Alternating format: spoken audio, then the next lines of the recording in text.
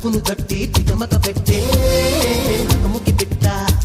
నిన్ను వదిలితే ఎట్టా నిలబడమంటూ నడువును పట్టి కితకిత పెట్టే మగసిరి పట్ట కథ ముదిరితే గట్ట కేరింతలాడుతూ కవ్వించలేదా కాదంటే ఇప్పుడు తప్పేదెలా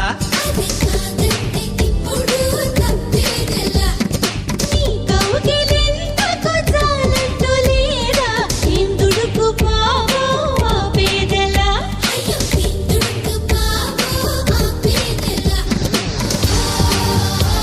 కోరిందే కదా